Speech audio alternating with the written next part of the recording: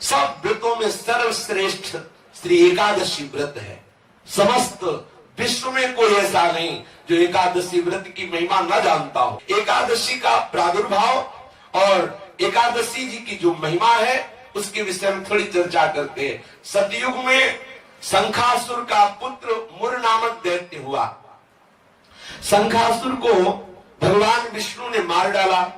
इससे मुर को बड़ा दुख हुआ। इसका बदला लेने के लिए वो वन में जाकर मुर दैत्य घोर तपस्या करने लगा। उसके तपस्या से संतुष्ट होकर सर्व सामर्थ्यशाली भगवान ब्रह्मा जी उसके समीप आए और उससे कहा कि तुम वरदान मांग लो। यह सुनकर मुर दैत्य बोला कि हे वरदाता नाथ, देवता, दैत्य, मुनि, मनुष्य, शिव, विष्णु और बड़े बड़े लोकपाल, दिक्पाल, जहां तक आपकी सृष्टि है, मुझे कोई समर में ना जीत सके ना कोई मार सके, ऐसा वरदान दीजिए। इतना उसने तप किया मुर दैत्य ने कि भगवान ब्रह्मा को विवश होकर के ऐसा ही हो तथास्तु, ऐसा ही हो कहना पड़ा। अब ब्रह्मा जी ऐसा कह करके अपने लोक को चले गए।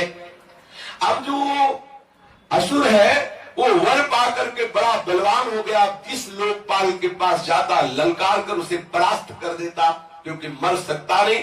ब्रह्मा जी ने ऐसा वर दिया है। लोकपालों को जीतकर समस्त लोकों पर अपना उसने अधिकार कर लिया और समस्त लोकपालों के पद पर वो दैत्यों को नियुक्त करता। दैत्य सदैव विपरीत भावना वाले समस्त ब्राह्मणों को, भक्तों को, गाय को, ऐसे सब संतों को सताना, मारना, काटना, महान अत्याचार मुर दैत्य के द्वारा फैल गया। दुखी होकर के समस्त देवता भगवान शंकर जी के पास गए। भगवान शंकर जी सबको आश्वासन दिए, क्योंकि वो कल्याण स्वरूप है। जब जब कोई भारी विपत्ति पड़ती है तो समस्त देवता महादेव जी के पास जाते हैं, फिर महादेव जी उपाय बताते हैं। जैसे समुद्र मंथन के समय हलाहल विष निकला तो किसी भी देवता की ताकत नहीं कि चख सके। महादेव जी के पास गए और प्रार्थना की तो आज भी भगवान शिव को नीलकंठ कहा जाता है, उसे धारण करते हैं। यद्यपि इनकी सेवा है सृष्टि का संहार करना, पर सृष्टि की रक्षा जहां कोई नहीं कर पाता वहां ये करने के लिए बुलाए जाते। हलाहल विष पीने के लिए किसे बुलाया गया? इन्हीं को तो बुलाया गया। सब देवताओं ने भगवान शंकर से कहा हमारी रक्षा करो। भगवान शंकर ने आश्वासन दिया और स्वयं देवताओं एवं अपने पार्षदों के सहित युद्ध के लिए ललकारा। मुर दैत्य ने बहुत भयंकर युद्ध किया, लेकिन युद्ध में विजय मुर दैत्य की हुई, क्योंकि आशीर्वाद है भगवान ब्रह्मा जी का। अब देवताओं ने देखा दैत्यों की तो प्रबल सेना बढ़ती चली आ रही है। अब भगवान श्री हरि का स्मरण किया, भगवान विष्णु का कि हे नाथ, आप ही अब रक्षा कर सकते हो। भगवान श्री विष्णु जी ने सुदर्शन चक्र का स्मरण किया और मुर दैत्य पर प्रहार किया, पर ब्रह्मा जी के वरदान प्राप्त होने के कारण भगवान के प्रिय पार्षद सुदर्शन ने उसको ऐसे घूमकर परिक्रमा करते हुए आकर भगवान के हाथ पर विराजमान हो गए, क्योंकि ब्रह्मा जी भगवान श्री हरि के ही अंश से प्रकट हुए। वरदान की मर्यादा रखने के लिए सुदर्शन चक्र जी समीप से जाकर वापस आ गए, लेकिन मुर दैत्य को मारा नहीं। अब तो हाहाकार मच गया कि अब ये प्रलयंकारी दैत्य जब भगवान शिव के वश में नहीं हुआ, बड़े बड़े लोकपालों को अपने अधीन कर लिया और भगवान विष्णु का सुदर्शन चक्र भी वापस हो गया, अब क्या होगा? सब देवता भगवान विष्णु से प्रार्थना करने लगे। भगवान श्री हरि अद्भुत लीला विहारी है। भगवान विष्णु युद्ध छोड़कर भाग चले। मुर दैत्य ने देखा कि सबका मुखिया तो भाग पड़ा, इसको हम जिंदा छोड़ेंगे नहीं। वो गदा लेकर भगवान का पीछा किया।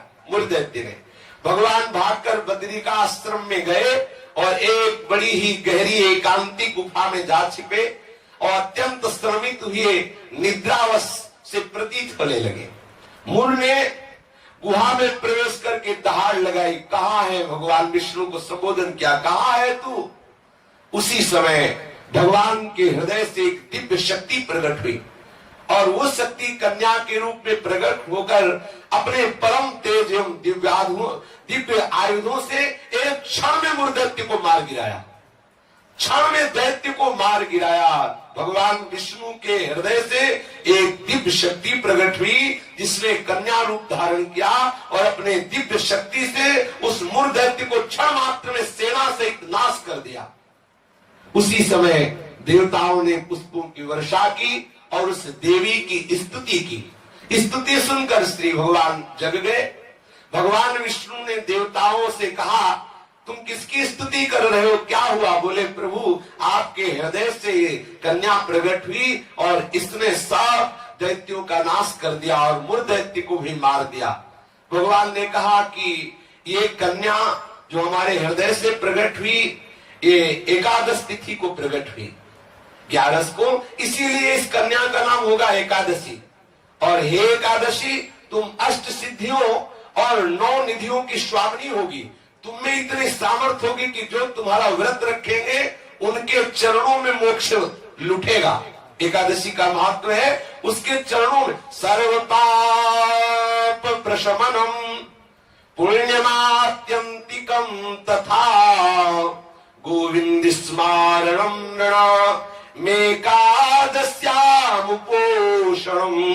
जो एकादशी का उपवास करेगा वो निष्पाप हो जाएगा। जो एकादशी का उपवास करेगा वो बड़ा पुण्यात्मा होगा।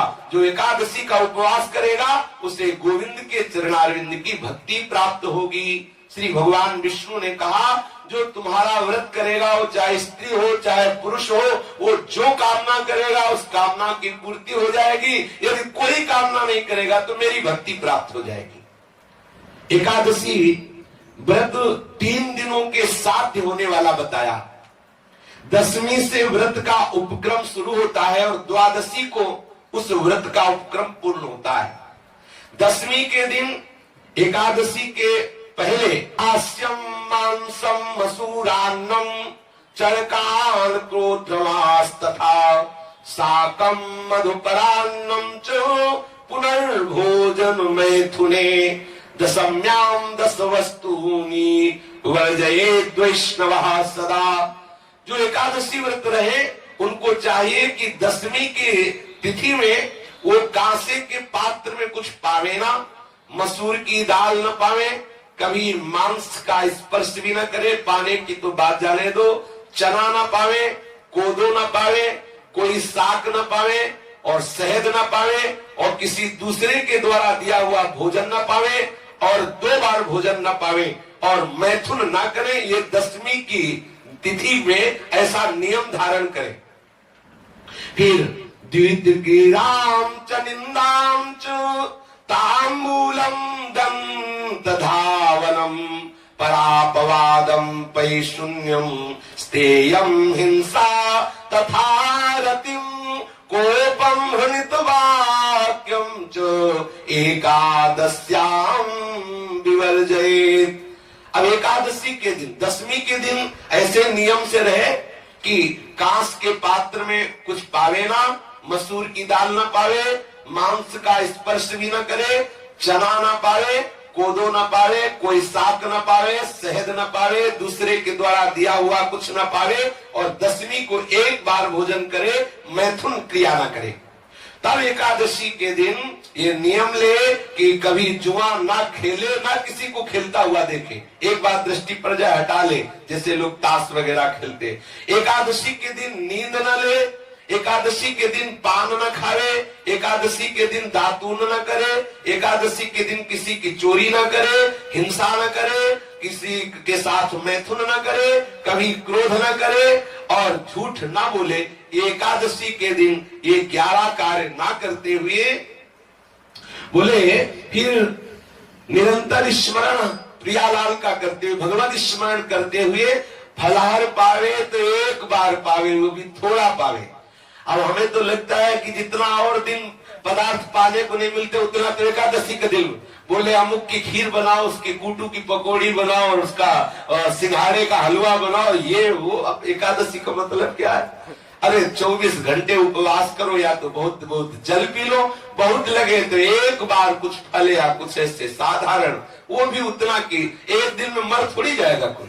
जो एकादशी, हाँ तो काहे का व्रत? फिर अगर खूब कचौड़ी पकौड़ी सब बना के उसकी पाओ तो। एकादशी का तात्पर्य है भगवत आराधन में तन्मय रहना। सुबह से कुछ ना पावे, 24 घंटे में एक बार कुछ जल दूध कुछ थोड़ा सा पाले, और फिर द्वादशी के दिन कांस्यम मांसे सुराम छौद्रम तैलम वितथ भाषणम व्यायामम च प्रवासम च पुनर्भोजन मैथुने अस्पृश्यास्पर्शमासूरे द्वादश्याम द्वादशम त्यजेत्।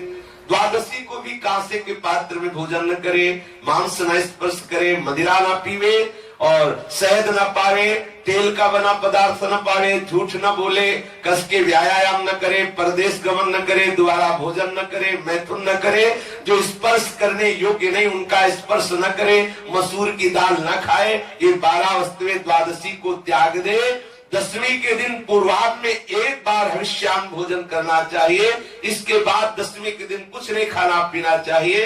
एकादशी के दिन ब्रह्म मुहूर्त में उठकर प्रातःकालीन कृत्य से निवृत्त होकर स्नान करके भगवत प्रसन्नता के उद्देश्य से व्रतोपवास का संकल्प लेकर संध्या तर्पण वंदन आदि जो भी गुरु प्रदत्त उपासना है या प्रियालाल की षोडोपचार विधि से पूजन करे, फिर प्रणाम नमस्कार आदि करे, रात्रि भर जागरण करे, कीर्तन करे। निर्जल व्रत करना सबसे श्रेष्ठ एकादशी व्रत को कहा गया है। पूज्य श्री मथुरादास जी 12 महीना निर्जल एकादशी करते थे।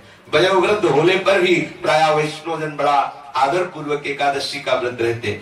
द्वादशी के दिन पूर्वत सेवा पूजा करके पहले श्री प्रियालाल का श्री हरि का चरणामृत ले और कम से कम एक साधु को भोजन करावे, फिर पावे। ऐसा एकादशी का विधान है। और एकादशी का फल क्या है? पाप नष्ट हो जाते हैं, मोक्ष की प्राप्ति हो जाती है। यदि निष्काम रहे तो भगवत प्रसन्नता उसको प्राप्त होती है, मतलब भक्ति का वर्धन होता है।